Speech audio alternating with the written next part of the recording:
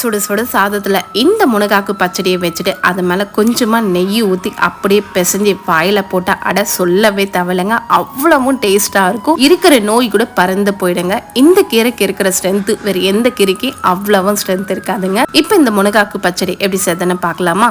பேனில் ஒரே ஸ்பூன் அளவுக்கு எண்ணெய் சேர்த்துட்டு அரை ஸ்பூன் அளவுக்கு ஜீரகம், ஒரு 5-6 பல்லு பூண்டு சேர்த்து நல்லா வதக்கி விட்டுக்கின்னு 2 ஸ்பூன் அளவுக்கு கடலை பருப்பு, 1 ஸ்பூன் அளவுக்கு எள்ளு, ஒரு 15 காஞ்ச மிளகாய் சேர்த்து நல்லா வதக்கி விட்டுக்கின்னு கொஞ்சமா கருவேப்பிலை, 2 கப் அளவுக்கு முருங்கைக்கீரை கழுவி சேர்த்து நல்லா வதக்கி விட்டுக்கலாம். ஒரு பீஸ் அளவுக்கு தேங்காவை குட்டி குட்டியா கட் பண்ணி சேர்த்துக்கலாம். ஒரு சின்ன பீஸ் அளவுக்கு நெல்லிக்காய் சைஸ் அளவுக்கு புளியும் சேர்த்துக்கணும். தேவையான அளவு உப்பு சேர்த்து ஒரு 2 நிமிஷம் நல்லா வதக்கி விட்டுக்கின்னு ஆறின உடனே மிக்ஸி ஜார்ல சேர்த்துக்கலாம். இதுல ஒரு சின்ன பீஸ் அளவுக்கு வெல்லம் சேர்த்துக்கலாம். கொஞ்சமா தண்ணி ஊற்றி இந்த மாதிரி குறைன்னு அரைச்சிக்கலாம். இப்போ இந்த பச்சடிக்கு தாளிச்சுக்கலாம். பேன்ல கொஞ்சமா எண்ணெய் சேர்த்துட்டு கடுகுளுத்தம் பருப்பு, ஜீரகம், காஞ்ச மிளகாய், கருவேப்பிலை இதெல்லாமே தாளிச்சிட்டு இந்த துவையில ஊற்றி நல்லா கலந்து எடுத்துக்கினா முனகாக்கு பச்சடி ரெடி. ஒரு வாட்டி ட்ரை பண்ணி பாருங்க.